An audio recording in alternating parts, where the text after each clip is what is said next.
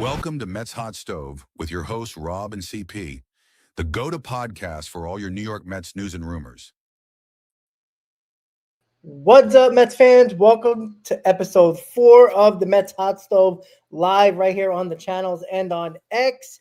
And we're getting deeper into this offseason, getting closer and closer to the winter meetings. And we got a lot to talk about as rumors, news, reports, all that fun stuff is just spilling out day by day. And there was a lot of news that came out today. But before we get into it, Chris, how you doing, buddy? Yeah, I'm doing well. It seems like the offseason is really starting to ramp up now. We have some reports of some rumors from some really credible sources. If you are listening in on the channels, and Rob and myself speaking on that in some of the videos that we had before this very stream. So it seems like things are starting to finally take place. We do have the decisions for basically all of the qualifying offers that were given out. And surprisingly, there were a handful of qualifying offers accepted around the league too. And that's something that we can definitely touch on because I know that some of those players, we talked about and there were also rumors surrounding a few of those names, particularly one in center field going to the Yankees on that qualifying offer that accepted it. So a lot of good stuff happening. It's still not really the full on throttle of like the Mets hot stove season, but we're slowly starting to get there, and that's the most important thing. And once we do, buckle up because there's going to be a lot of news coming out in a very quick manner. Yeah, exactly. And you could just tell that it's starting to heat up a little bit as me and Chris were posting like crazy today, as a lot of things were going on today, videos, shorts, and all that fun stuff as well. But like you just talked about, the qualifying offer uh, final finale was today. Players had to decide if they were going to accept it or not. 13 players uh, received the qualifying offer, 22 million, a little over 22 million, and only one, two, three, four, five accepted it. And Trent Grissom, Shota Imanaga, Gleyber Torres, and Brandon Woodruff are the ones that accepted it. I think there's one more, if I'm not mistaken, but maybe that's all of them. But obviously, Bo Bichette, Dylan Cease, Zach Gallen, Michael King, Schwarber, Suarez, Tucker, Valdez, and of course our own Edwin Diaz declined it as well, as we all knew he was going to. But with that being said, and this is when the offseason really kicks off, right? Because now there are actual more free agents because of the qualifying offer that they declined. Now we have to look at, all right, Shota Imanaga. We talked about him on the last hot stove. He's obviously not an option anymore. Trent Grisham. A lot of people were like, he's probably going to be a free agent. I'm surprised he took that qualifying offer, considering that he had a great year with the Yankees. And you would think he would get a multi-year deal, but sometimes you like where you are. $22 million is not too shabby in your bank account. And, you do wonder, that's one guy off the books. And obviously Josh Naylor, who signed a big deal with the Seattle Mariners out of nowhere. And that kind of leans into the later conversation with Pete Alonso. What does that mean contract-wise for Pete Alonso? Is that good or bad for him? We'll definitely get into that. But, Chris, I want to get your thoughts on the qualifying offers and the players that accepted it. Were you shocked by any? I was really shocked about Imanaga's decision because you have a guy where, I know that he had a little bit of a drop off, and this is a guy that I talked about on my channel. He had a little bit of a drop off from year one to year two. The home run balls, like, everyone that was not in favor of the Mets pursuing him would probably tell you, he's a lefty, gives up too many home runs. And I understand all that. But, he's only got 2 years in the major leagues, right? And so he had that second year of hitters adjusting to him, but he hasn't gotten that opportunity to make the counter adjustment and really solidify himself as a force. I think with the 2 years that he even posted, because year two, statistically all around, I know that he faltered in the postseason for the Cubs, and I understand that. But I think with what he's posted collectively in his first two seasons, that was going to set him up for another long-term payday, and to kind of bet on himself and double down and take that 1 year for 22 million. I understand it is 22 million. It's a lot at the end of the day, but I was kind of surprised that Imanaga took it. And Grisham, maybe not so much because I know that he put 30. Listen, I will say Grisham, yes, I am surprised. I think a lot of Yankees fans and maybe even their front office was surprised too. I'm Right. not sure why they gave him the qualifying offer with the chance of him taking it because I'm sure that they would have looked at bigger and better things to sort of solidify their outfield. And now they're kind of handcuffed there, especially with that money coming onto their books for 2026. But, even with him putting 30 plus home runs over the fence, it's Yankee Stadium. He hit 235. I'm sure other teams knew this going into his free agency. Like, yeah, he's a lefty playing at Yankee Stadium. He's definitely going to be putting a lot of home runs over the fence. I didn't really buy too much stock into the Trent Grisham train, and I know that a lot of other people in this fan base didn't either. So I think that more so it was a surprise from perhaps the Yankees organization front than it was from my front. So yeah, I don't know. I'm actually thankful because I saw a lot of rumors out there kind of linking the New York Mets to Trent Grisham, and that's the last thing that I wanted as a solution to center field. And I think out of all those players, Woodruff with the injury history, and who was the other player that you said was the last player? Good question. Who was it? Anyways, even with that, as you search for that, who is it? Woodruff. Woodruff, Imanaga, Grisham. Is there a fourth? Gleyber Torres. Gleyber Torres. Okay. Yeah, see, I guess it doesn't really shock me outside of Imanaga from the actual production value standpoint too. But at the end of the day, when you talk about qualifying offers, it's a very rare occurrence that a lot of these players take it at the end of the day. And to have four in this offseason alone, I mean, I'm not really sure when the last time we've seen four qualifying offers being accepted around the league. I feel like that's kind of a rarity without having the actual, facts in front of me. But yeah, I think Imanaga was my biggest surprise. And again, I understand that he's had a little bit of drop off in his numbers. I understand that, but like, come on, that guy was definitely going to get a multi-year deal Yeah. with a comfortable AAV to be at least a top three starter in somebody's rotation. I do wonder if some of the players took this qualifying offer with the uncertainty of next offseason with the possible strike that could happen with the CBA and all that. I wonder if they're a little bit worried. They want to cash in now because if they do sign a contract and they're not getting paid, maybe they're just like, let me just get a big payday. They don't want to go through the offseason losing out on that 22 mil. And then a lot of teams might be shy to give certain deals because of the CBA that might be coming up. They might be a little wary about doing it. But again, that's yet to be determined. But you know what? Listen, it's nice to see that some players took it because, again, when you have good seasons with your team, why not stay with them sometimes? I never understood why players, like bolt out of here, out of their teams, like it's nothing, like it doesn't mean a damn thing to them. Like all their post game interviews, all their, on field interviews and stuff like that after games. And they always seem like they love it there and all that fun stuff. And we have one of our own in Pete Alonso. How fast is he going to bolt to Boston if they give him a 6-year deal? You know what I'm saying? So it's something that you always have to look at. But it is interesting because Cody Bellinger, I don't know if he's going to be a Yankee anymore, considering that Trent Grisham is back. All right, so let's get into the Mets news officially when it comes to what we just talked about. The Mets DFA and Frankie Montas, we both did. I think we both did shorts about it not too long ago, and of course Diaz declined qualifying offer. This was interesting because the Mets had to pay. Obviously, insurance will cover it, but they had to pay at least a portion of the $17 million that Frankie Montas is owed. And you would think that the Mets would have just kept them on, but I guess it's some roster implications and all that stuff. I don't know, the ins and outs of the contracts and all that. What's the Mets could have been saving money on the back end or whatever it might have been. But that news came out of nowhere, and you have a good reason why you think they did it.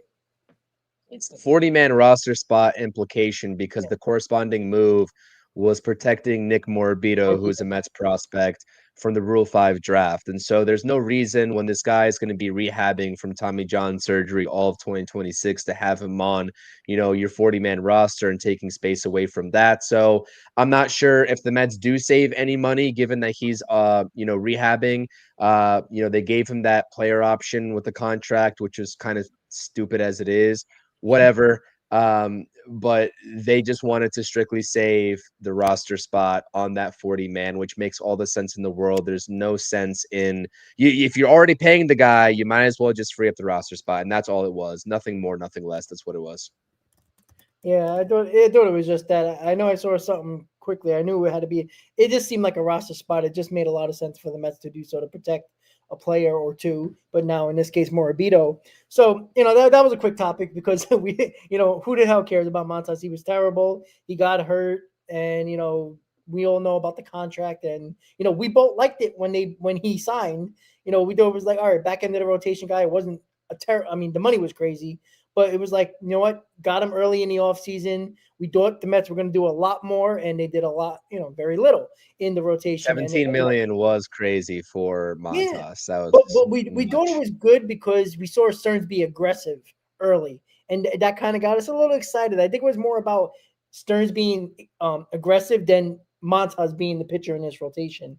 Even though we thought it was a good signing, clearly it wasn't. And now that little story is over with Frankie Montas. So let's move on to the next topic that we're going to get into the news that's been happening over today, where Jeff Passan, I'm not sure because I looked at his tweets. He didn't tweet this. He must have said it in an interview, probably on Foul Territory or one of the shows. Because do you know where he said it from? Because I know a I lot of think he people. was an article that it was written by him, if I'm not mistaken. I think Okay. it came from an article. Yeah. Okay, so if you guys don't know, Jeff Passan basically reported that the Mets have a list of tradable available players on their roster, and I think everybody thought Sanger would be there, Jeff McNeil, but then you saw Beatty, Vientos, Luis Acuna, and at the top of that list, Brandon Nimmo. Why is that important? And obviously, me and Chris both know, but if you guys don't know in the chat, Brandon Nimmo has a full trade clause. I do wonder, the Mets don't leak nothing out. Like how Jeff Passan got this, I don't know. But let's say Jeff Passan, we all trust his reporting. Everybody waits for the Passan bomb, and that's how a trade goes through or something goes through or a signing happens. Do you think the Mets spoke to Brandon Nimmo and say, listen, we might look to trade you to see if we see what's out there for you, depending on if it's a package deal or taking on some of that money and trying to get a top prospect or something like that. Do you think they spoke to Brandon Nimmo in this regard? Because why would they make sure he's on that list and somehow Passan finds out from whatever sources he has? Rob, I I know. think you and I both understand this, that I've been talking about Brandon Nimmo and how he's going to handcuff this team since last offseason. We already started talking about Brandon Nimmo and the hindrance that he is going to provide for the New York Mets from a roster flexibility standpoint. Let me preface this all by saying I have full awareness of what Brandon Nimmo has been and probably will continue to be with his bat. But I'm talking about the necessity of paying this guy the money that they did to show up and be a good defender, a reliable defender also in the field so that they can address DH elsewhere. And now they have guys who many think there's multiple guys on this team that can be suitors to be the DH. And by default for Brandon Nimmo, given the plantar fasciitis and any other injury that is hindering him. This is news because it's coming from Passan, but it shouldn't really be news because, first of all, Brandon Nimmo was not given this contract by David Stearns. This was a previous regime that gave him this contract. It seems like it's an overpay now, but at the time when Brandon Nimmo was still a center fielder, putting up the production in 2022 that he did, it was a necessity to have him come back, given the competition that was out there, the Rockies, the Giants, whoever else was in on the services of Brandon Nimmo when he officially hit free agency. But I think that David Stearns understands that probably a conversation with Steve Cohen, if there is a world where there is a set amount of dollars that Steve Cohen is willing to eat on his remaining 102 million that over the next 5 years that he's owed, then they would be willing to go ahead and find these suitors. Now, of course, like you said, the biggest thing here, and I still think Brandon Nimmo, a trade for him is not going to happen, given all the constraints of money, needing to pay the contract down, and also the full no trade clause, like you said. But I think that it's great to at least hear that the Mets are open to doing so, because they understand that that is one roadblock in terms of the flexibility of this roster and an inability to have him and also still pursue free agents outside to better this lineup. So what I'll say about this is that, I don't know. I can't even begin to speculate if they approach Brandon Nimmo about this. For a guy that's been in the organization for as long as he has, I would have to imagine, and them understand that he has a full no trade clause, I would have to think that, yes, there were some conversations being had about, is this even feasible? Should we even entertain this? Or are you just going to say no to any team? Now, what I will also say is that I see a lot of Mets fans saying, well, this trade can't happen because he has the full no trade clause. Yes, he can veto any destination that he wants to, but how do we know that he will? You know what I mean? Like, Correct. how do you know that he doesn't have a select few organizations out there that he's like, all right, listen, if you can make this happen, I understand. No hard feelings. Send me over there and free up the roster spot if you really want to. So we don't really know what's going on in the minds of Brandon Nimmo. That is the wild card, right? In the mind of Brandon Nimmo, I should say, that is the wild card. But David Stearns, we now know with this Jeff Passan report what's going on with David Stearns and his mind and the mind of this front office. They want to move off of a contract like that. Yep. They want to free up the roster spot and they want to pivot. I think the biggest thing here is the pivot to how they will address making up for losing potentially the production offensively of Brandon Nimmo, because you can't just get rid of Brandon Nimmo and then put in, a random left fielder and call it a day and expect that, for all of us to be happy. There has to be a corresponding bigger move out there. And I'll throw the name out there. I think it's very unlikely. I think we all know who's on the market that's going to be commanding probably $400+ million. It's Kyle Tucker, and we can all speculate all day long about that. I think that's far-fetched. I think me just saying that is just dreaming. But like I said, you can't just make this move happen and get rid of Brandon Nimmo and then tell us that everything's going to be okay by putting a mediocre left fielder out there. So I think that of the names that Jeff Passan listed, and I know we're going to pivot on to some of the other names, I think that Brandon Nimmo is the least likely to go. But at least, at the very minimum, with what we've been saying and what I've been saying on my channel for quite some time now, going back to last offseason, David Stearns is actually thinking about that possibility because he knows that DH has Brandon Nimmo's name written all over it. Yeah. And that's just the bottom line. Yeah, and you know what? You hit the nail on the head with the fact that Brandon Nim, like, there's a bigger picture here where you're looking at the fact that David Stearns is probably looking at somebody either on the free agent market or the trade market that can replace the offense of Brandon Nimmo, not the defense. I mean, 90% of the baseball left fielders can play better left field than Brandon Nimmo, probably even more. So that's what I think it is. I think the fact that David Stearns is like, all right, I know my budget, because there is a budget. You know, Steve Cohen is very, very rich. There is always a budget. You have to think that Brandon Nimmo possibly trading him, and look, they're gonna have to pay a lot of that money if they're gonna trade him.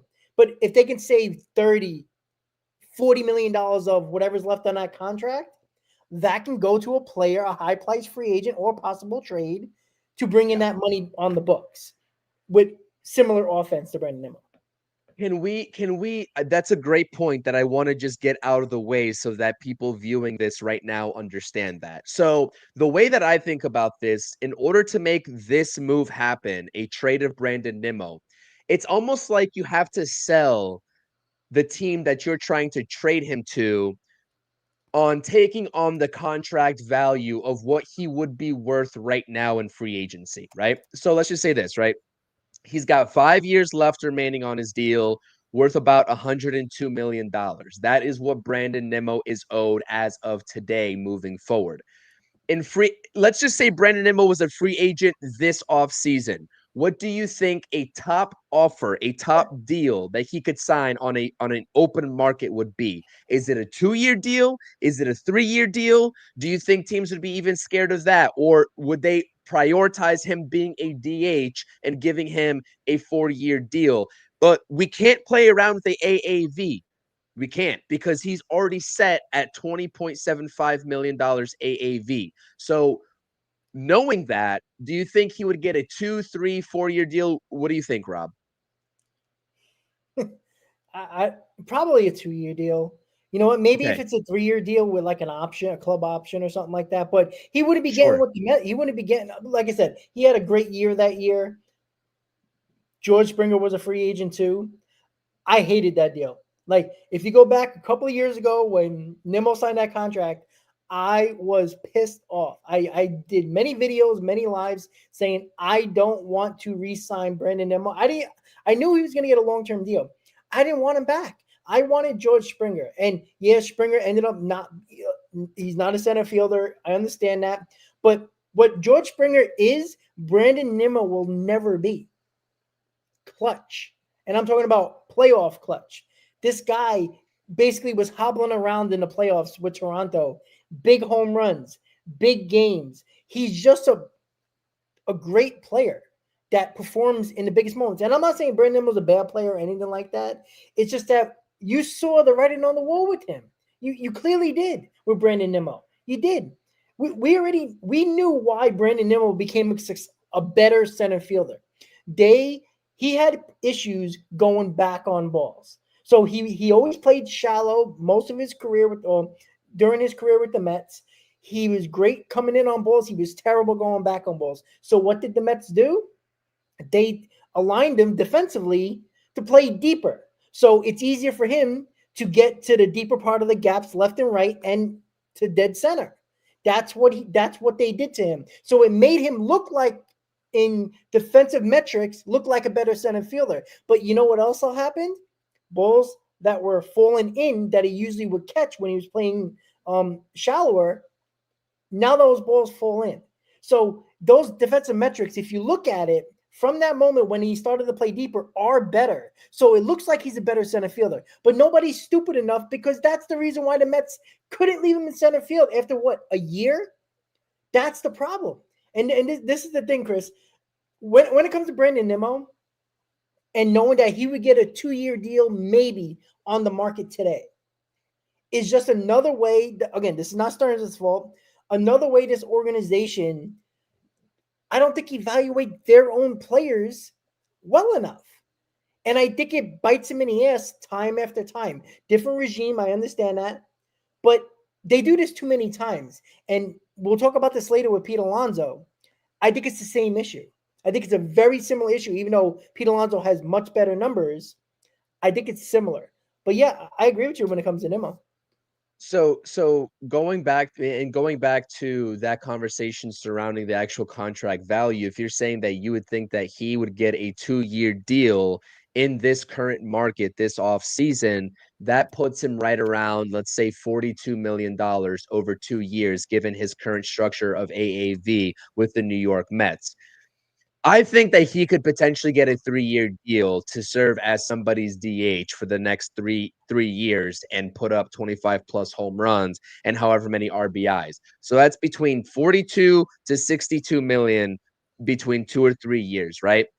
You're going to subtract that number from $102 million of what he's currently owed over the next 5 years. And the difference is what the Mets are going to have to basically cover if they Correct. want to trade him. Because that's the only way that the Mets are persuading any team to bite. Just act, right? This is David Stern selling a team. Just act like this is a free agent acquisition for you. Okay, that's fine. I'll tell you at that AAV, I'm only signing Brandon Nimmo for 2 years. All right, that's 42 million. Mets cover 60 million of his contract. Are you willing to do it? If not, no deal. That's how I see things playing out in the perspective of a trade. Now, things obviously will change if you attach a prospect or 2 prospects as well onto the deal. That means more prospects means that the Mets cover and have to cover less money, but that's like in simplistic terms, that's how I see that happening with the Mets trying to persuade. Because let's be honest, Brandon Nimmo's a great offensive weapon, but you're going to have to persuade a team with that kind of money on the books to take it on. And I just don't see, with the negative value now that he provides you defensively and almost negative value on the base paths, there's really no incentive for a team to, I guess, give in to the Mets' demands should the Mets truly be in on trade talks of Brandon Nimmo.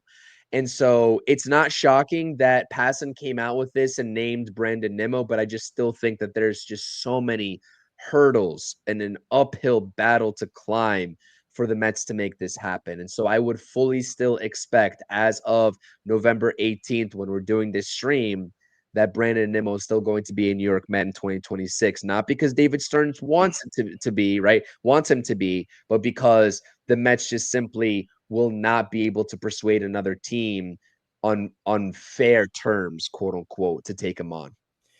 Yeah, exactly. And I see people in the comments saying it's the Brandon Nimmo bashing hour, blah, blah, blah, and all that. And, some team would love to have those numbers and want him. Numbers at the end of the year are skewed. There's a reason why Juan Soto's year became MVP caliber, according to the MVP finalists, and Pete Alonso wasn't. A lot of people right here, and me and you will agree, Chris, Pete Alonso technically had a better year offensively all around than Juan Soto. So why did Pete Alonso get no consideration for MVP, but Juan Soto was a finalist? See, the numbers are skewed, guys. That's why and Chris did an excellent job last year of breaking down the Pete Alonso numbers. And this is not just about Pete Alonso, but it's about every player. Break down the numbers month by month. There's a lot of months for a lot of these players that everybody wants to, cry to the world about, oh, Brandon Nimmo bashing hour, Pete Alonso bashing hour, which will come from me, at least. You have to understand, you got to break it down month by month. And this is why me and Chris always get along when it comes to doing shows. Because when Chris broke that down, because I was getting killed all year in 2024, killing Pete Alonso day after day after day. And Chris, because he knows what he's doing, and he broke it down, he put the work in. It's not just about the end of year numbers. We have to understand that with baseball nowadays. Do people really think that Brandon Nimmo had a good year this year? Why was he a ghost for how many months this year? He'll have 2 hot months, like scorching hot months, and then he'll have a lukewarm month, and then he'll have 3 cold months, like ice cold months. You can't have that as a player. That is not somebody saying, oh, well, every player is streaky. Understandable. But don't tell me that Brandon Nimmo wasn't part of the problem this year with an offense that scored less runs this year than they did in 2024. And you would think they have a better core of players adding Juan Soto. That's the problem, guys. You got to break it down a little bit more. You can't just look at the end of year numbers and say, what a great year from this guy or that guy. You got to break it down more, because when you break it down more, you understand why we get frustrated when, or not just frustrated, but we get a little animated, or, have a little bit more emotion when it comes to stuff like this for certain players. And nobody's saying that Brandon Nimmo is a terrible player. Yeah, the Colorado Rockies would love to have Brandon Nimmo, but you're going to tell me a contending team is going to say, hey, we'll take Brandon Nimmo, and yeah, he might get a 2 or 3 year deal, so let us pay that amount of money and you pay the rest of the contract. No contending team's probably going to do that unless they're so desperate for a DH, or so desperate, which, oh, by the way, the Mets do, so desperate for a left fielder that can't play left field, who's paid like a center fielder. That's the problem. It's not about Brandon Nimmo, the player, as just the offensive numbers. It's just that you're paying him a god-awful amount of money to be an all-around player, and now he's one-dimensional at best. And there's no reason to think he's not going to get worse every other year. And he's already breaking down. That's the problem. That's the issue, guys. It's not about just bashing a player. It's just a fact, when you break down numbers, how many times this year have we complained about Brandon Nimmo? He goes quiet for a month and a half. and he'll have 2 scorching hot months, and it changes his whole outcome of a season numbers wise. When it clearly didn't feel like he was that good just by the numbers. So the Nimmo basher is over, guys. We got a lot more to talk about here with that list. Kodai Senga, Chris. Kodai Senga. I think, hopefully, I would think most people understand why he is on this list. Me, I've been done with him. I said it from the beginning. It's all smoky mirrors when it comes to Kodai. When it comes to Kodai Senga, 100%. I think it's a fluke what he did early on in the season. I truly believe that. I think when teams start to see him second, third time around during the season, he doesn't adjust. He never adjusts. Teams adjust to him. He don't adjust. That is why he performs so good in the beginning of the season and then, fades out during the rest of the season. Oh, by the way, he often gets injured as well. And with all that being said, the last 3 weeks of the season, what did the New York Mets need to make the playoffs against the terrible Cincinnati Reds? What did they need more than anything besides wins? They needed somebody to start games because there wasn't enough. Injuries, bad pitching. They needed somebody who was actually, healthy, that had their arm had their arm attached. Kodai Senga wasn't injured. He just couldn't figure out his quote unquote mechanics, which I think is just horseshit. He gave up on his team. I don't want that guy back on our team. I just don't. Trade him. Trade him and get somebody else in this rotation. Because I'm sick and tired of Kodai Senga that he's so great, apparently, that you have to change your whole complexion of a rotation for extra off days, having a 6-man rotation. Not every pitcher. Why does every other pitcher have to suffer? Because not every pitcher likes to be stronger on their day-to-day pitch because of the extra day. So you're weakening your rotation, or you're hurting other pitchers in your rotation because of Kodai Senga. You can't do that for one player, especially a guy who basically screwed you at the end of the season and basically didn't even help this team at the end of the day when they needed him the most, when they clearly needed the pitcher. I'm sorry. I trade him, Chris. I don't know about you, but he's got to be gone. I don't want him in this rotation. I still think it depends on how far David Stearns is willing to bolster this rotation in terms of getting top arms in here. I think if you're thinking about only getting one top arm, then you kind of need Kodai Senga to be that sort of consistency in the first half, at least in the back end. I'm not like, if you're selling me on a rotation where Kodai Senga is anything but your number 5, then I'm not buying it, and I'm kind of going into 2026 skeptical. But as a number 5 at the very minimum, given the young talent, given, hopefully a rebound of Sean Manaea, that's a very big if, and maybe the next top arm that you bring in, okay, then your hand is forced. But I really do think a lot of these reporters, and Jeff Passan's report today just solidified it, but Bob Nightingale even was kind of alluding to it, that the New York Mets are not thinking about just one top arm. They're thinking about 2 this offseason. And if they are thinking about 2, that means Kodai Senga is more than expendable. And that's just the bottom line. And so you see this list that Jeff Passan dropped. I made a video about it. If you missed, I actually dropped 2 videos today. One about Tyler Rogers, one about this Passan rumor article that he dropped, right? So check out my description if you're listening on my live stream. I'll link those in the description. But the one thing here is that Passan said, okay, all these guys are available. He named Luis Angel Acuna, Mark Vientos. We have to talk about Brett Beatty. We already talked about Brandon Nimmo.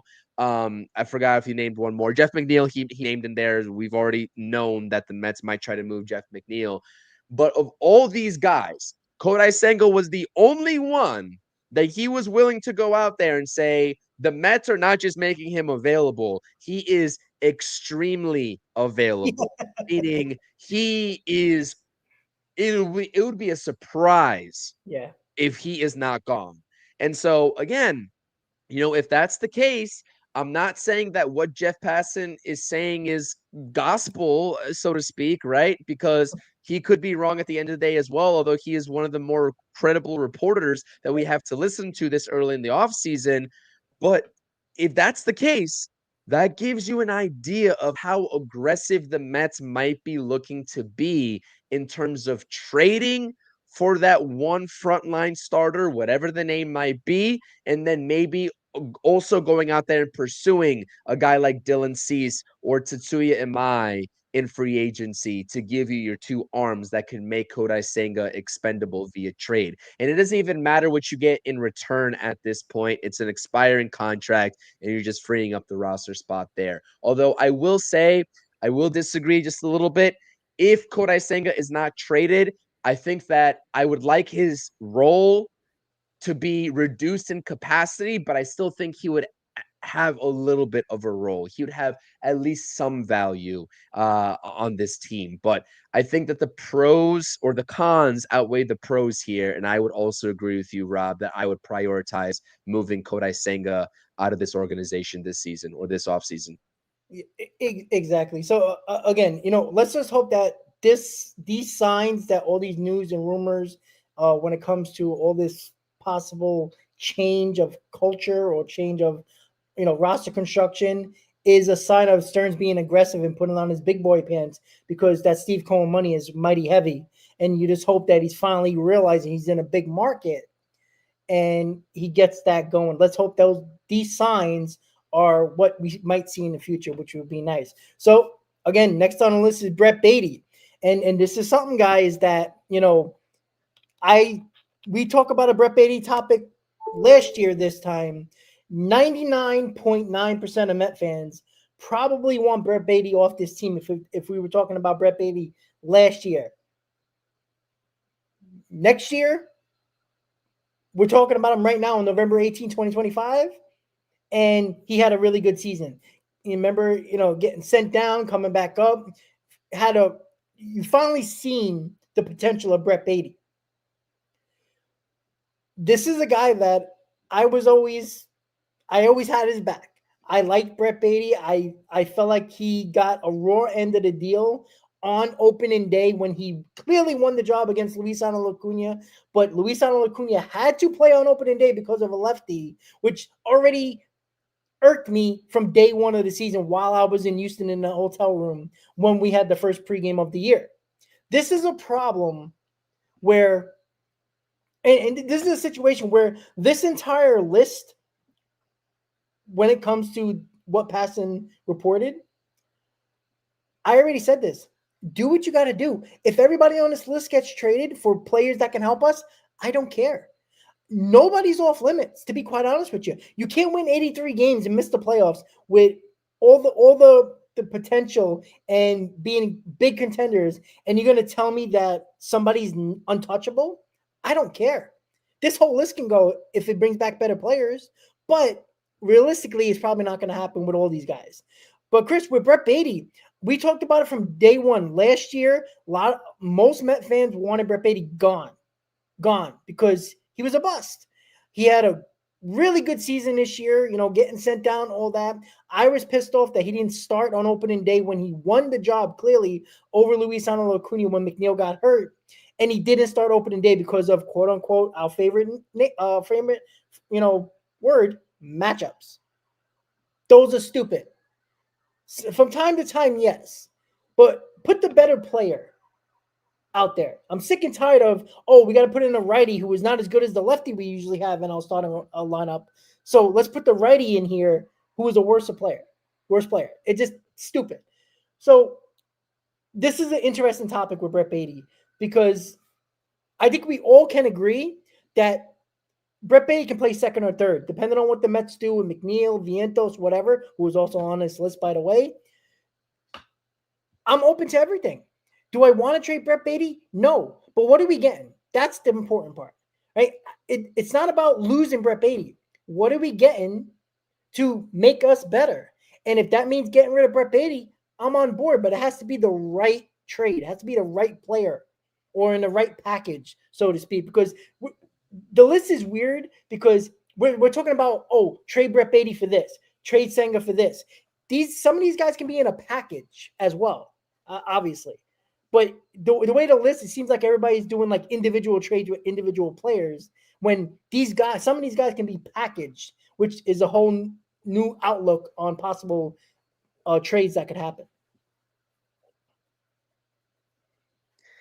A lot of Mets fans wanted to crown Mark Vientos the third baseman of the future after 2024.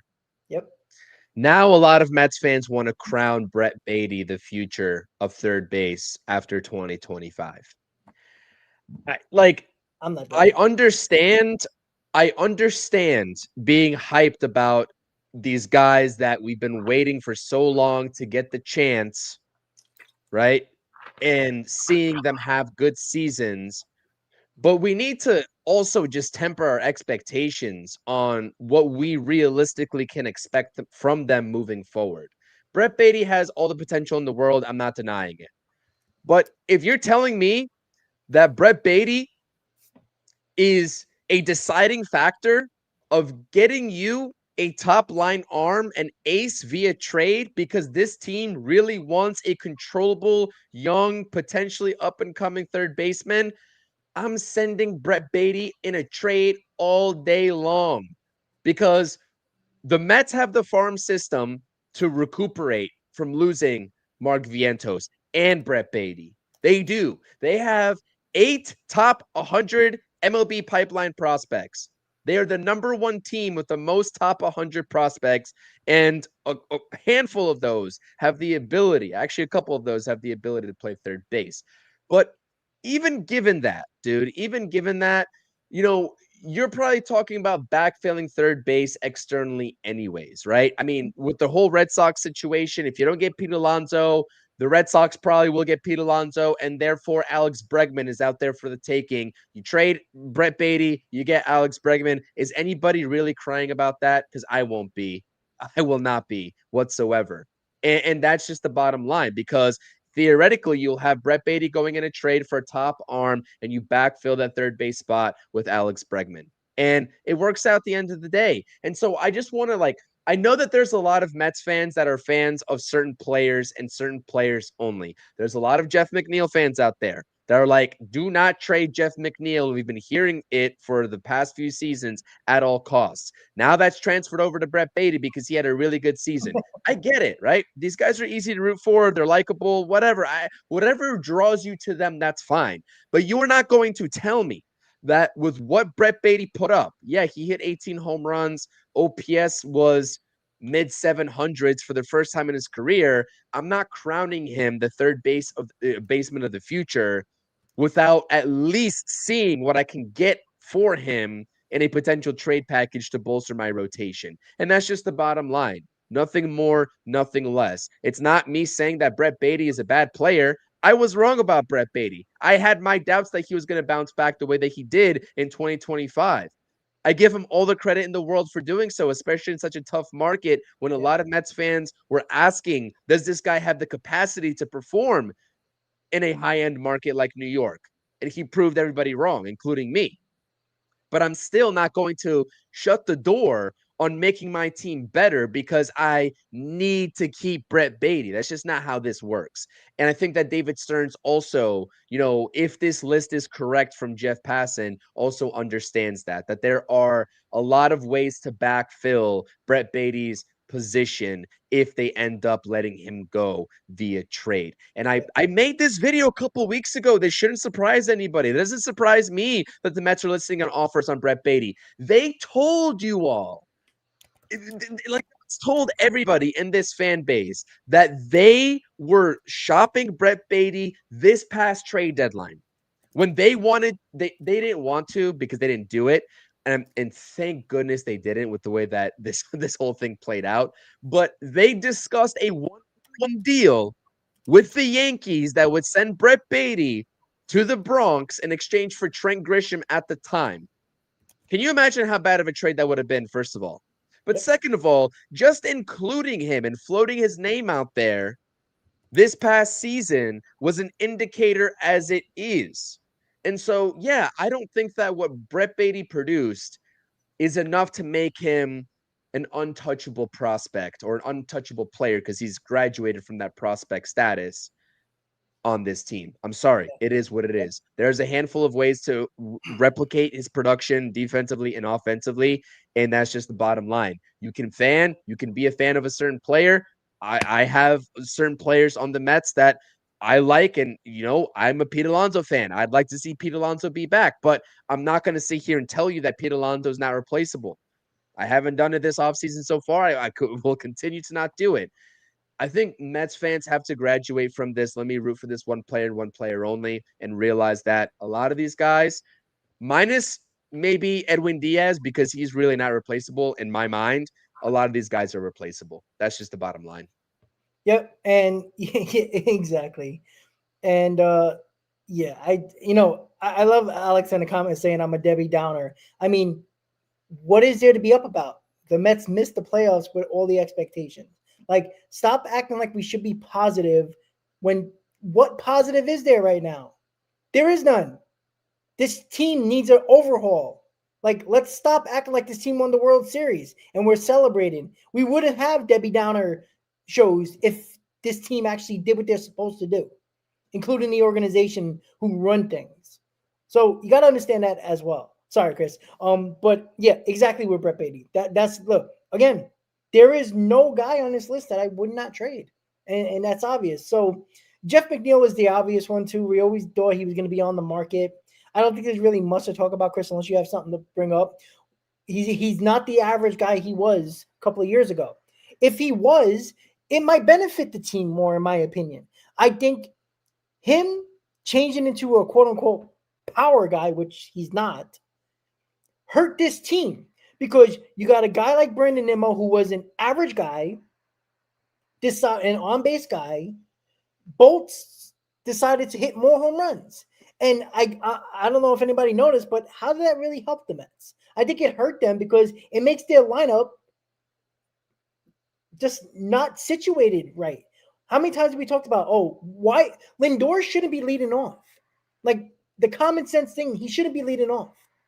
Like Nimmo and McNeil should. But because Nimmo and McNeil aren't the same player as they were a couple of years ago, is the reason why this core probably needs to be broken up a little bit. Because the lineup doesn't suit itself in the top one or two guys in the lineup, or at least the leadoff guy. There's no reason why Lindor should be leading off.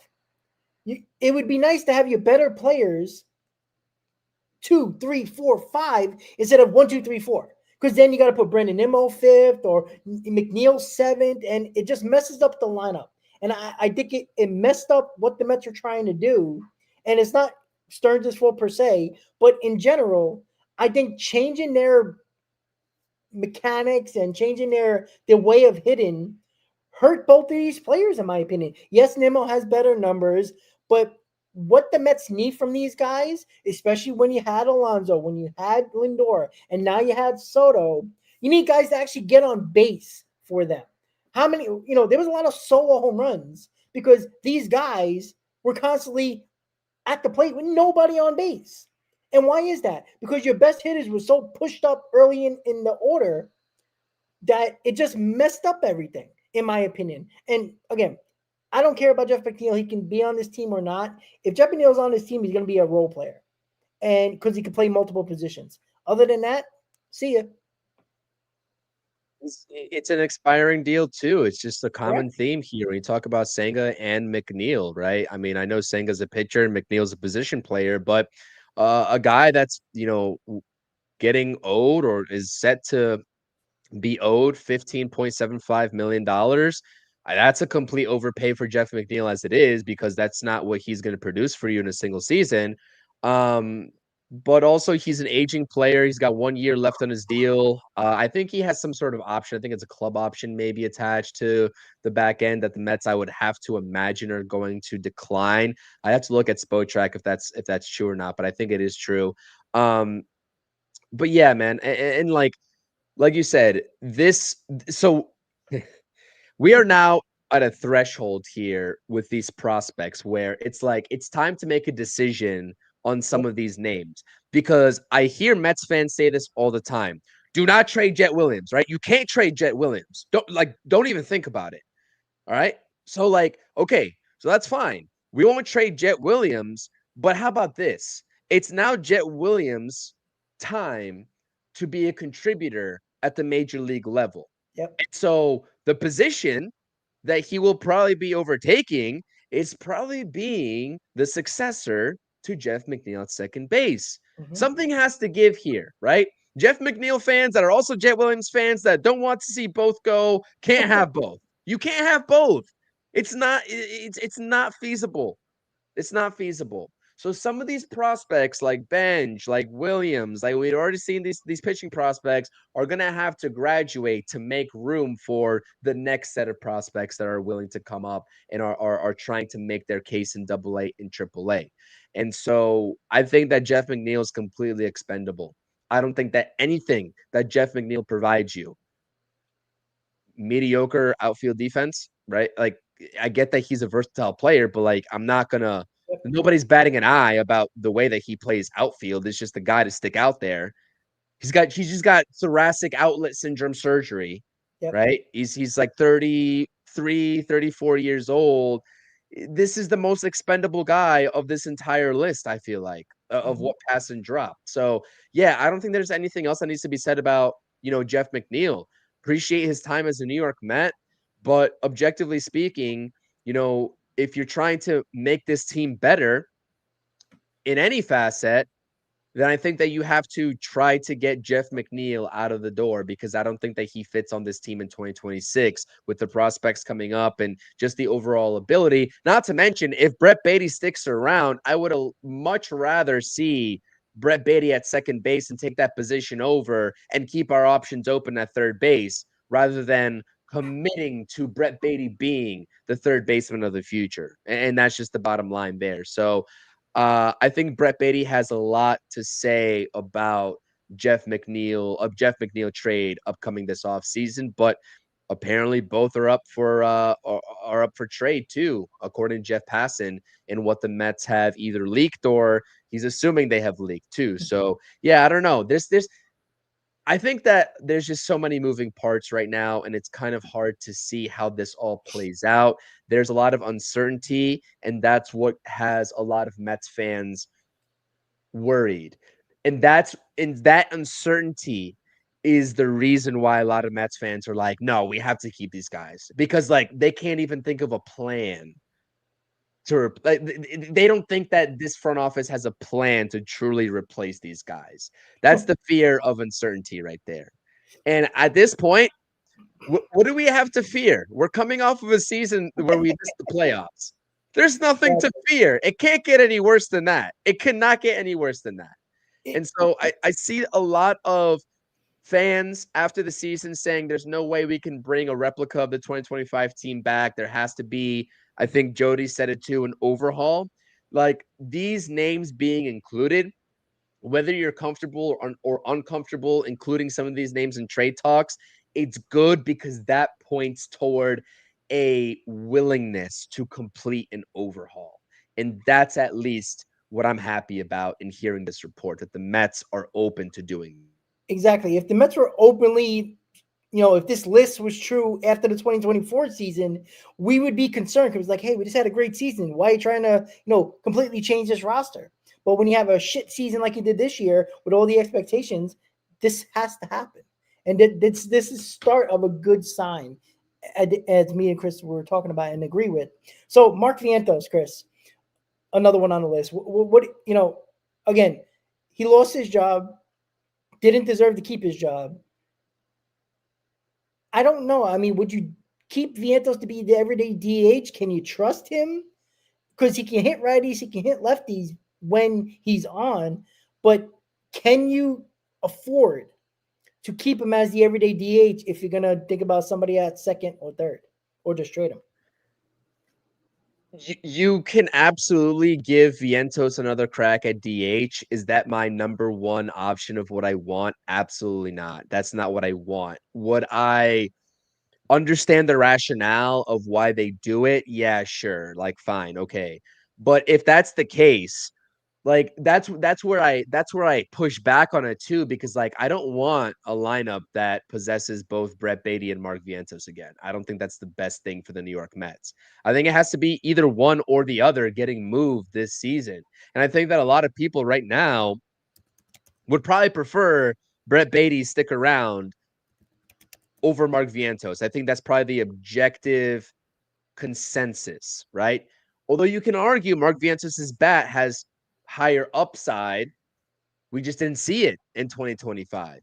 And with the lack of versatility that Mark Vientos provides, unlike Brett Beatty, Brett Beatty is going to give you, I think, the higher return of the two names, because Mark Vientos is the definition of a one-dimensional player. And so, yeah, I don't know.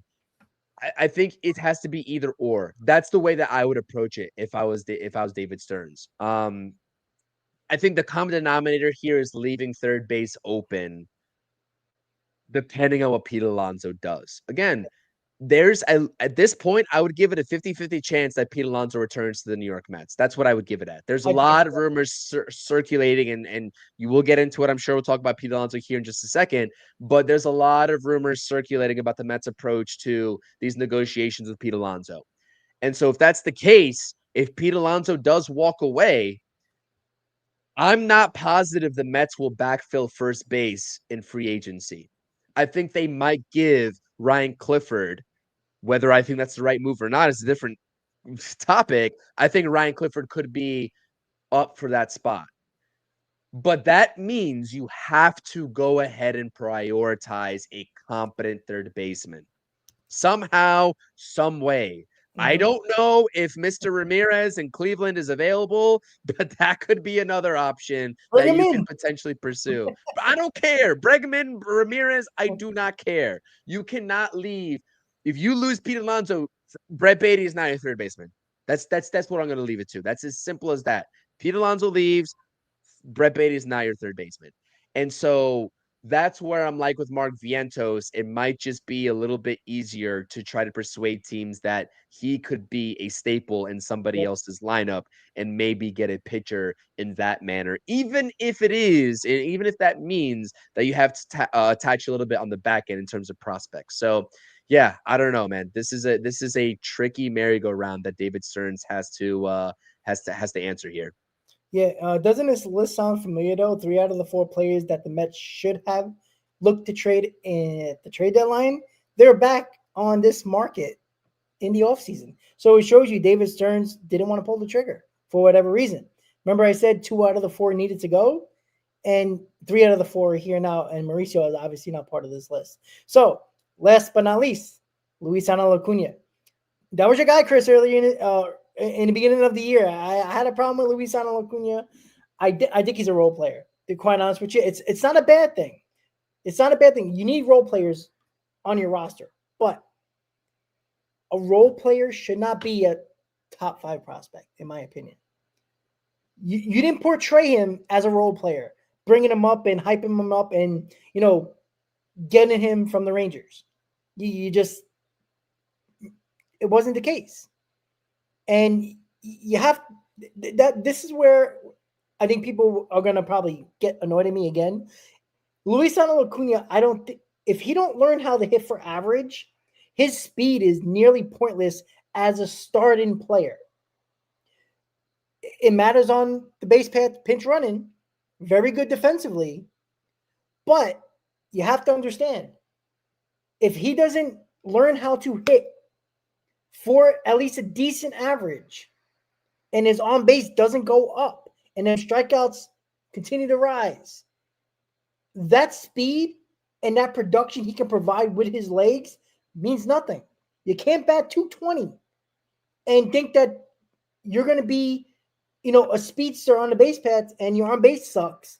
You're not going to be a very good player. You're basically a bench player and a role player.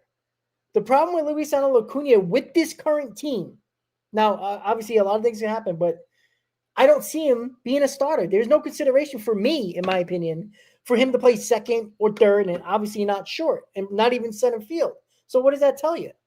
that tells you this guy's going to be a role player on the 2026 team if you keep him, which I'm not against per se, but I can't have a top 5 prospect that they portrayed as a very good to possibly great player, the brother of Ronald Acuna, and he's not even half of his brother. That's my problem with him. He's probably a better asset to the New York Mets and probably a better asset for another team. Why I think Luis Angel Acuna got to be traded 100% in a package, on his own, whatever. Get some back here that can help this team in a better way. Because I don't think Luis Angel Acuna, I know in Winter Ball he's hit a couple of home runs. I mean, it's nice to see him hitting home runs in Winter Ball when he couldn't hit a lick in the pros, in major leagues. So this is probably going to be, on the negative end here when it comes to Acuna, but I don't trust him when it comes to a start and roll. I can't even put him over Vientos, even though I'm not a big fan of Vientos. That's the problem. I see Acuna on this team as a role player for 2026. You can do better with him in a trade, getting somebody else in here to help this team long term. And the flip side of that, I agree with you. He is definitely a role player. I just don't think that he's going to have that much value for teams if he's not I don't know. packaged. I don't I know. don't I think think so, there's still Rob. hype around him where, there's a team that like the Pirates or, like a smaller market team that is trying to get rid of a player that they don't want to pay or they don't want to keep that salary. I think they would take a chance. There's always teams out there that are always taking a chance on like on those players, like the Rays or something like that. If you yeah, and if They'll that's package him. true, then I think what Strike is saying in the chat here, I think that's a perfect synopsis. Is that the Royals could be a perfect match for a Sure. trade of Luis Angel Acuna, two teams that have already discussed, Yep.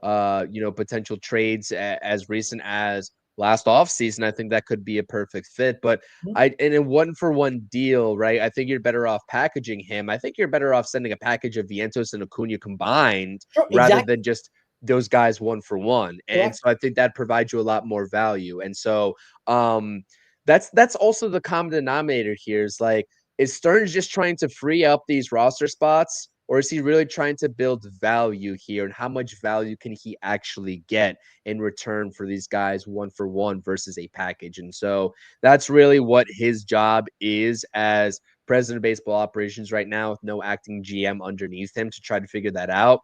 But I'm just skeptical on what the return, I guess I should say, would be of Luis Angel Acuna going somewhere else in a 1-for-maybe-even-1 deal. I think other teams have gotten a chance to see what he posted, 2 seasons prior down the stretch, and then they saw when he got a little bit of increased sample size and an ability to win a job, and he couldn't do so. That could turn some teams off and kind of give them the upper hand and leverage. And I think even coming into this organization, there was a lot of hype surrounding the name of Acuna. I bought into the hype only because I was like, maybe he could build on what he did when Lindor was injured back in that 2024 season. He didn't.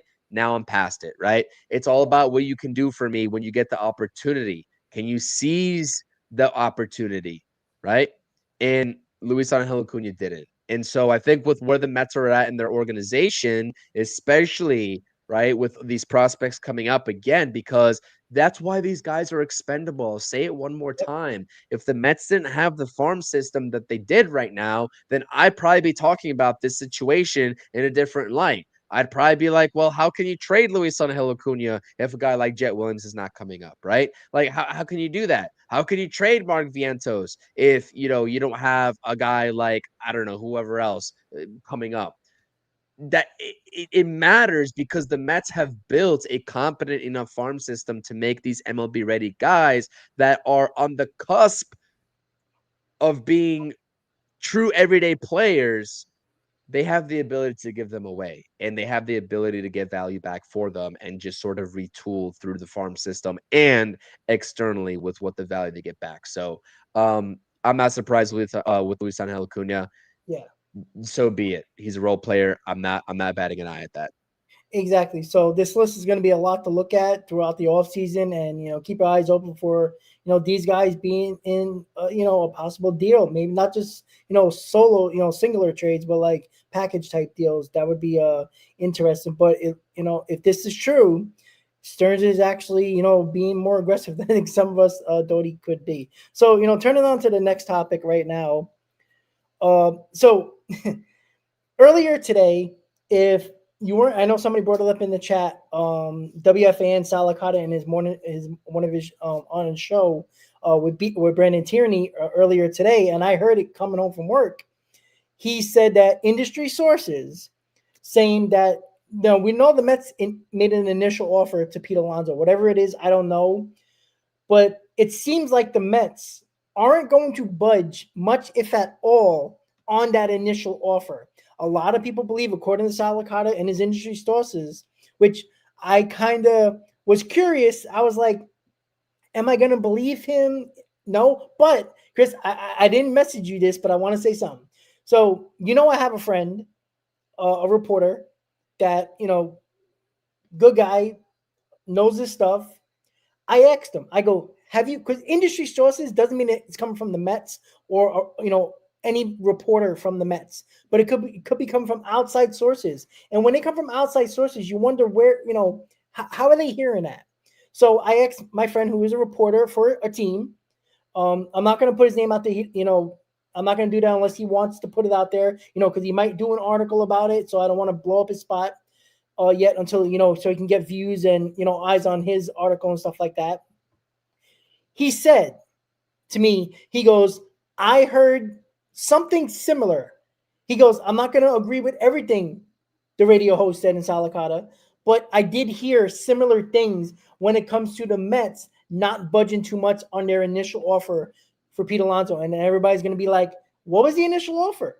Well, it seems like the Mets are doing similar to what the contract they offered Pete Alonso last offseason, but it's an extra. It's basically a similar setup. It's a 2-for-1.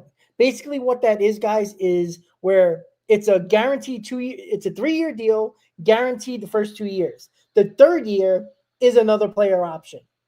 Now, the third year is kind of up in the air. That where the sources get a little tricky. It could be where it could be a club option for the third year, or a vesting option, or a mutual option between team and player. So that hasn't really been confirmed with that part. So again, I'm not saying this is true. I'm not saying that Salicata is wrong.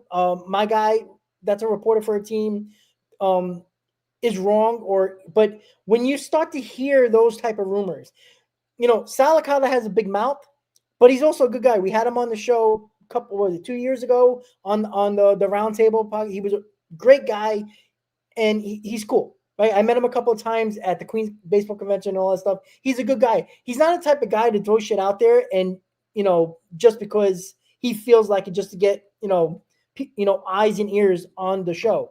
He's not that type of guy. He is the type of guy that if he believes it, that somebody's saying it, he'll put it on the air. So that's why I was like, do I really believe him? But I asked my reporter friend, and he kind of confirmed similar talk throughout the industry that they don't think the Mets are budging much. Now, how much, I don't know. But I do think they have a 3-year deal on the table with a possible option, whatever the third year might be.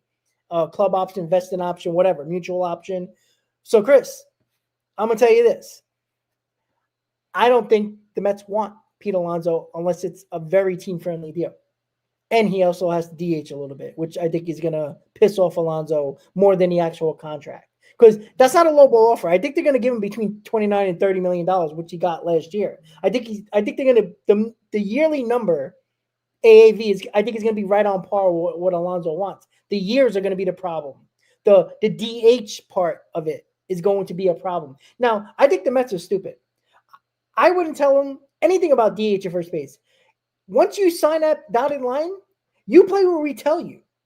I don't care. If you got a DH for a week, you DH for a week. If there's a better first baseman that's a much better first baseman, put him out there as a defensive first baseman. I'm okay with that. So, Chris, I'm going to ask you: do you believe these rumors? Number one, and do you believe the Mets? Because the Red Sox seem very aggressive in the case of Pete Alonso. Do you think the Mets would go 5, 6 years? Because I think they can go 4, but 5, 6, possibly 7, if there's a little bit of a battle for Pete Alonso.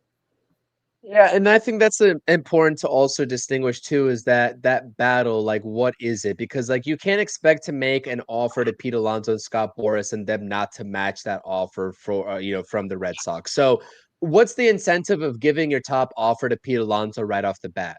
Agree. That's why I don't believe what's being said, because if you know that Scott Boras is going to take this offer and go to the Red Sox and ask them to top it, why would you start off with your top 5-year deal or your Yeah. top 6-year deal? You're going to give the 3-year deal and say, okay, go to the Red Sox. We'll see what they say. We'll potentially match it, but we might also not match it because we might be moving on to bigger and better things and keeping our options available.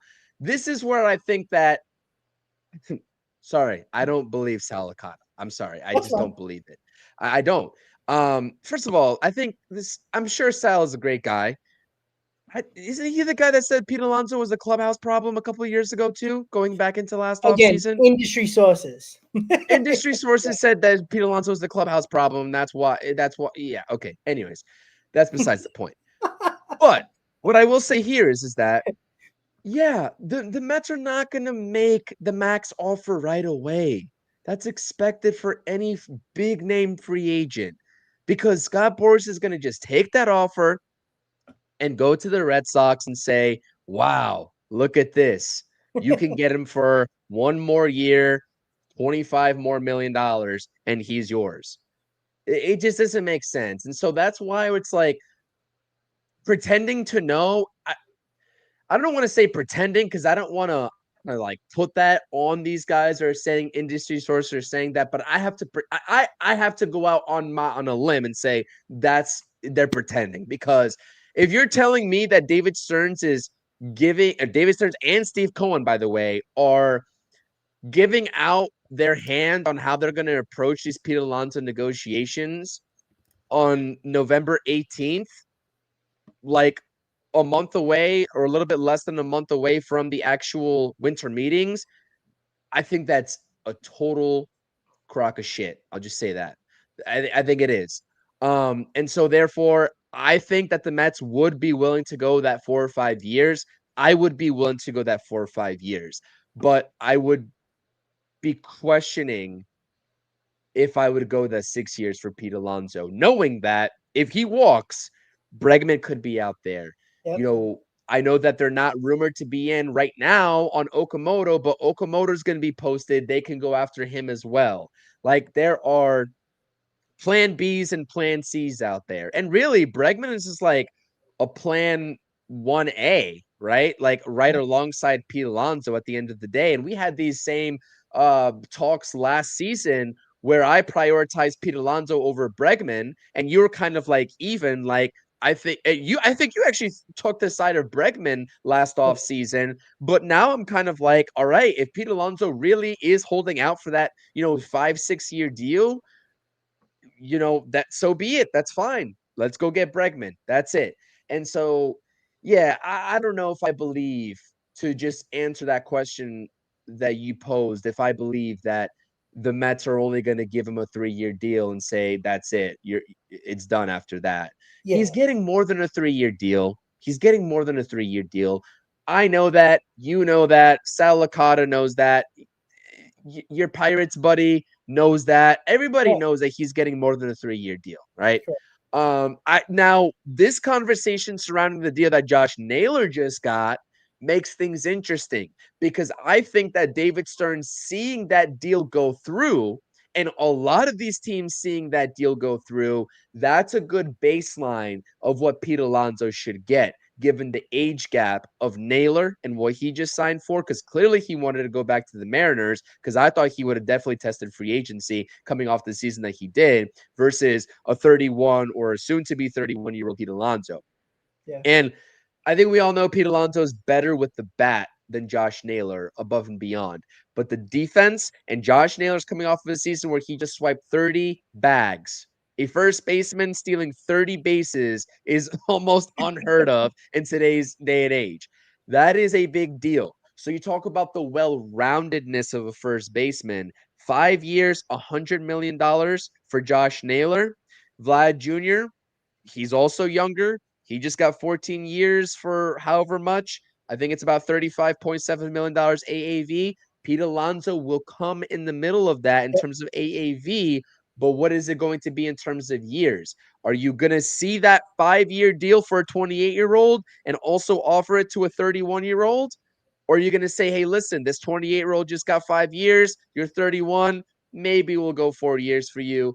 That's what remains to be seen, is how this deal stacks up. Because I know what Martino said. I know Martino said that, executives don't expect the Josh Naylor deal to not, they're not expecting it to be a baseline for Pete Alonso's deal. I think that's a load of BS. I think that Josh Naylor's deal hurts Pete Alonso in the end. Point blank, period. I agree with you. I 100% agree with you. And on top of this as well, I'm gonna, for on the positive end of Pete Alonso, which I don't have a lot coming out of my mouth when it comes to the positive part with Pete Alonso. Here's what I would do. I never said I did not want Pete Alonso. I never said that. I think people seem like I just don't want him. I don't want him for those amount of years and all that money, because it's going to be a disaster those final couple of years. I just assume it will. But here's what I would do. I would offer him 4 years with a club fifth option. I would not go higher than that. So a guaranteed 4 years with a club option for whatever amount of money. I don't really care about the AAV. I don't think the Mets care about the AAV. They worry about the years. This is where I don't think Pete Alonso is coming back. I think, again, a desperate team like the Red Sox and a desperate team like the Reds, who are willing to spend money this year, I think are going to go 6 years easily. I think they're going to start with 5 years. Maybe 4 just to kind of match a Mets offer or something like that. But go to that 5th or 6th year guaranteed, that I don't think the Mets are even thinking about going for Pete Alonso. That's the problem. So do I think Pete Alonso will be a better player for the Mets than anywhere else? It's hard to say. Yeah, I could say that now because he's never played anywhere else. But you want to see him on, with the Green Monster at Fenway Park? I mean, Jesus.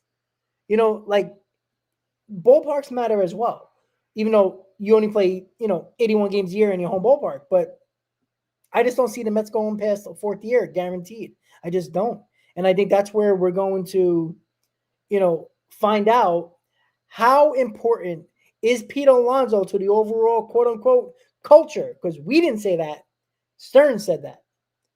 The culture shift, the change needs to happen. Unfortunately, Pete Alonso's in that bracket or in that core that is easily, obtainable or removable from that culture, unfortunately.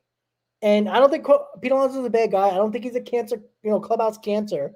But when you can make changes, what's the easiest one to do? The guy who's a free agent. And if you think that he is part of the cultural change that you want, if it's right or wrong, we won't know. But we also won 83 games with Pete Alonso having a really damn good year. So it just puts into perspective that, yes, it's not just one player. But he's been here through a lot of choke seasons, a lot of bad seasons. He's part of that.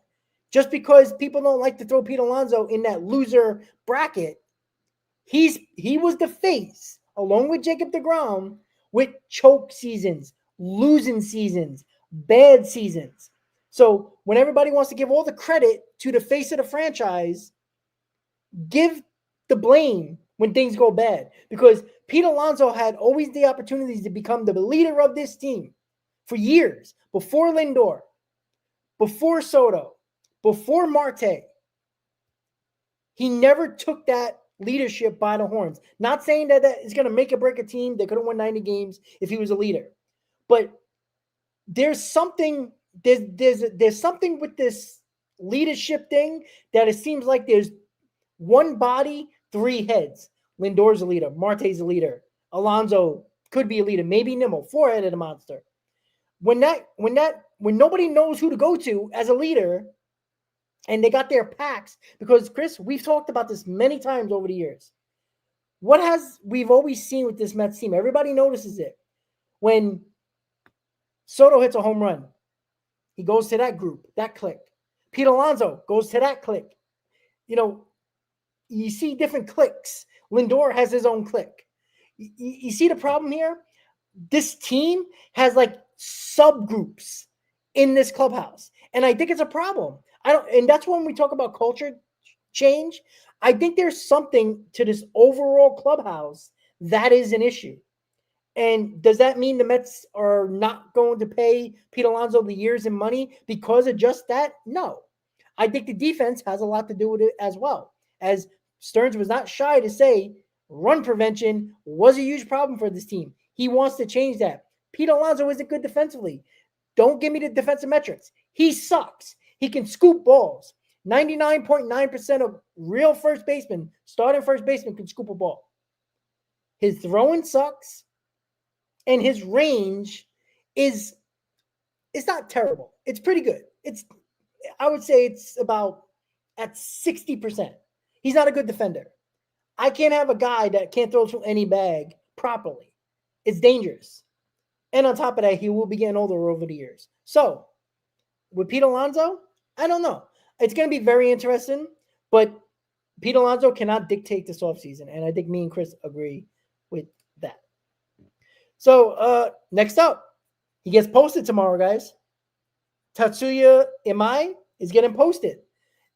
We didn't think the Mets, we haven't heard anything from the last hot stove until today or a couple days ago that the Mets might be serious players in this sweepstakes for Imai. And he gets posted tomorrow. Quickly, Chris, do you think the Mets have a chance?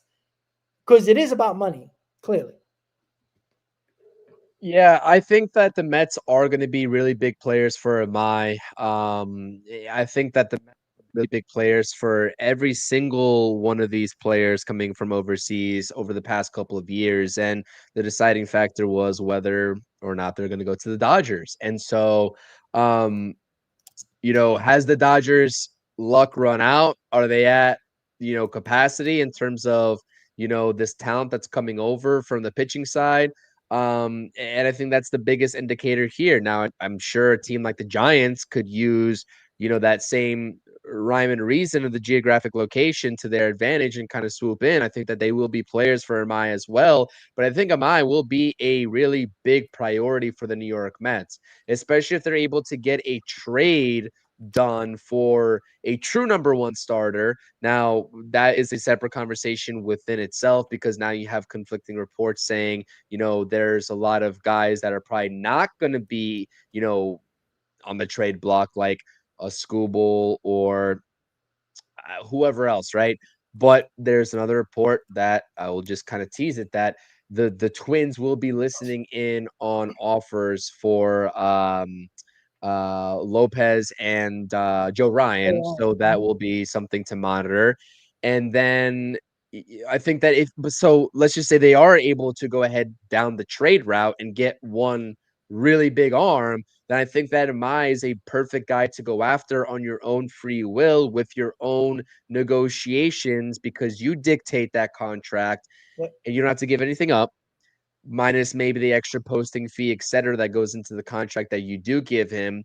But also, given what this rotation needs is a guy that can perfectly slot in right in front of a guy like Peterson and Holmes and right behind your guy that you just traded for and Nolan McLean. Yep. So that 3 spot in the rotation is exactly where I would expect him to fit in.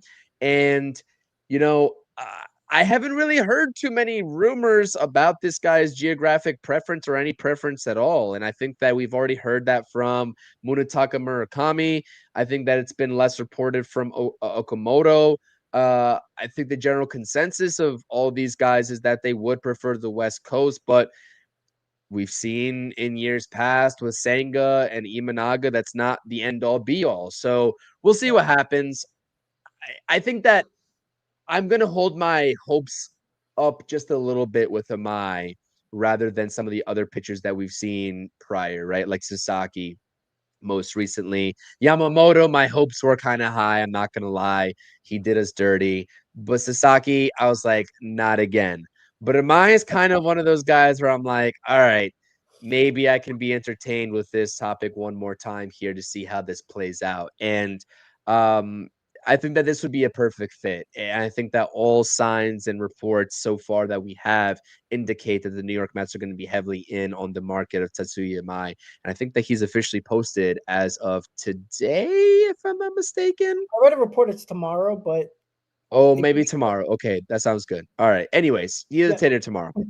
Yeah. So look, I'm all on board. Any pitcher that could be better than what we have, great. I'm on board. Like again, he's a question mark because we don't know how he's going to perform. But you know what? It is what it is. He's pretty young. You know, he's got an electric arm. Let's go. I'm sick and tired of getting these has-beens and reclamation projects. I don't need those. He's an established pitcher in Japan, right? I didn't see any major injuries like Kodai Senga had many injuries in Japan before he was posted, and that was always a concern. You didn't hear much about that here with MI. So we'll see. Again, the Mets need two starters. I think you need to round out two guys that are one at top ace that's in front of McLean, and a number three that's solid, and that's the top three. And then you can mess around with your 4, 5, and 6, in my opinion, when it comes to the rotation. So, again, we'll see. So, Devin Williams, Chris, go figure. The Mets have him on their radar. And you know what? I'm not against it. I'm not, because again, you have to have a backup plan if Diaz, gets blown away with an offer and the Mets seemingly screw this one up and they lose out on Diaz. Devin Williams, we saw he had a very bad start with the Yankees. Lost the closer role, wasn't really the closer afterwards. But he was very good. Now, the Mets can get Devin Williams. I don't think Devin Williams is getting closer money, by the way. So this can be a situation where the Mets might get Devin Williams and still get Edwin Diaz. Because Devin Williams, I think, lost a lot of money last year when he lost his closer role. But he ended up being a very good setup man or 7th to 8th inning guy later in the year and pitched well for the Yankees. So I think the Mets are not looking at him necessarily as a closer, but as like a setup guy or a 7th inning guy, a bridge guy to Diaz, in my opinion. I'm not against it. I think you still got to go after Diaz, and I have no problem bringing in Devin Williams. He's shown he can pitch in the 8th inning. He's shown he can pitch in the 7th inning once he figured all that out, because it is different when you're a closer going to the 7th and 8th inning, especially when you lose your job, Chris. So what do you think about Devin Williams? Yeah, I think that this has to be an and situation. It has to be Edwin Diaz and Devin Williams and not an or situation, because Devin Williams is not going to replicate what Edwin Diaz can give you. And that's just the fact of the matter, especially with what Devin Williams posted last season as a New York Yankee after they traded for him. But if you're telling me that the Mets can boast a back end of the bullpen that has the names of Edwin Diaz, Devin Williams, Brooks Raley, AJ Minter, sign me up. Sign me up. I'm doing that all day long. And then I'll probably release a standalone video at some point on my channel talking about Devin Williams and how he fits into this bullpen as a setup guy if they do bring back Edwin Diaz. But I just look at the differences in the couple of pitches that he throws. I think it starts off with his four-seam fastball and the ability to set up the changeup. He had a lot less success with his four-seam fastball in 2025 than he did in 2024. And so, once we talk about these two-pitch pitchers, like we all know what the strength of some of these guys are. Edwin Diaz is the same thing, right? But with him, instead of the changeup for Devin Williams, like Devin Williams, it's a slider for Edwin Diaz. You have to be able to be confident with the fastball enough to set up your secondary pitch to get that put away. And I think that, when you saw Edwin Diaz falter and he got hit a little bit, not this past year, but the season before that, which was a little bit of a down year coming back from injury, we were all questioning, like, how confident is he with his fastball? And even at the beginning of 2025, people are like, the fastball velocity is down. What's wrong with Edwin Diaz, et cetera? And then he really started to ramp things up. Same thing goes for Devin Williams. The key to his changeup and why it's so good is because batters also fear his fastball. And if they eliminate that fastball as being a serious contending option to utilize in any given situation, they're going to be sitting on the changeup, and that's not going to bode well for him. So, yeah, I don't think that I really don't think that this should be even a question if it's Devin Williams or Edwin Diaz. But if both these guys are headlining the back of the rotation or the back of the bullpen, I should say, I'm definitely all for it. And then I also made a video about Tyler Rogers as well earlier today on my channel. If you can somehow swing that Rogers, Williams, and Edwin Diaz, Ooh. let me dream for a little bit. Let me dream for a little bit. I'm ready to rock with that. I'm really ready to rock with that. So yeah, I like this a lot. I like the report. I think the Devin Williams market will still be a little bit competitive. So I'm not getting my hopes up here as well, because I do think that whoever loses out, if the Mets do somehow retain Edwin Diaz, and I think they will retain Edwin Diaz, I'm really hoping they do, but teams like the Dodgers and maybe the Blue Jays will go extra hard for a guy like Devin Williams in the back end of their bullpen. And so that's where I'm like, I don't see how realistic it is to get both Diaz and Williams. But if that 8-9 combo tandem for a guy that already knows David Stearns and David Stearns knows him very well from the Milwaukee Brewers days is able to be achieved, I'm all here for it. I'm all here for it. Yeah, and David Stearns tried to do that at the deadline with Helsley, right? That was the idea, having two closers, eighth and ninth. So you see, Stearns was thinking about that, and with the connection he has with Devin Williams from the Brewers, maybe it is a possibility. But you know what? You can have a great bullpen if your damn starters can't go past the fifth inning. You're gonna destroy your bullpen regardless of who's there. So to finish up a couple of the topics really quickly before we end the show. Edwin Diaz said it's a 50-50 chance when they spoke to him at the MLB Awards. I think we all agree it's probably 50-50 because we know the Dodgers are very heavily going after high-end relievers. Diaz is one of them. With Tanner Scott being a disaster, we know the Dodgers don't care if they have 7 closers that they paid. They don't care. They're going to do what they have to do, and that's the reason why they're back-to-back champions and going for a three-peat. So I think it is 50-50, Chris. What do you think? I think the reason why this is a controversy is that Edwin Diaz said himself that it was 50-50. It wasn't like a reporter saying it. It was Edwin Diaz. That got And how everybody could he nervous. not? And how could he not, though? Like, it really is 50-50 because you have to think about it. In the mind of Edwin Diaz, not only are all these teams going to be in line to give you this deal that you're asking for, which has been reported that he wants a similar deal to the first, contract that he signed with the Mets in that 5-year deal worth $102 million. But also, you have a guy that in David Stearns that does not prioritize giving these deals to these relievers, any reliever, right? He doesn't care what your name is. You're not getting a 5-year deal worth anywhere close to $100 million. So I think it's really fair. Sorry, for Edwin Diaz to say that it's 50-50. So I don't put too much stock into it.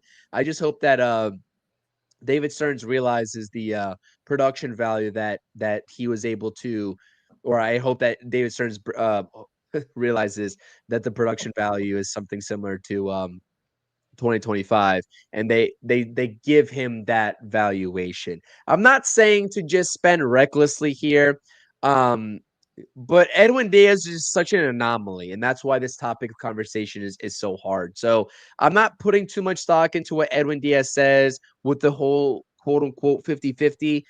It's fair for him to say that, but if everything remains true of what he said before of him liking the Mets organization and being maybe prioritizing coming back if the offer is something similar to what he gets elsewhere, then I think it's a no-brainer. David Stearns has to change the philosophy, just like he has to change the philosophy on the rotation and bring back a guy that is a lockdown closer and is arguably, especially with Clase and that whole drama that's going around now, he's arguably the best closer in baseball right now. And so Edwin Diaz is going to get paid like it. And that's just what you have to do to retain a player of his caliber. Yeah, exactly. David Stearns, don't fuck it up. Diaz needs to be back. I don't care what it's called. I don't care. Like, if it makes you feel uncomfortable, that means it's probably the right deal. And David Stearns needs to get a little uncomfortable in this situation. And not just with Diaz, but in general with this offseason to get this team back on track to winning ways in playoffs. Hopefully going for a championship. So, guys, over an hour and a half of hot stove talk. And a lot happened over the last 2 days. So there was a lot to talk about, a ton of topics. We appreciate everybody hanging out with us for an hour and a half, guys. You guys been great. A lot of comments, a lot of questions. We hopefully answered all the topics that we had to get into in regards to the Mets' latest news and rumors. So, guys, with that said, have a great night. As always, Met fans, let's go Mets, and we'll see you next time on the Hot Stove, guys. Have a good night. Let's go Mets.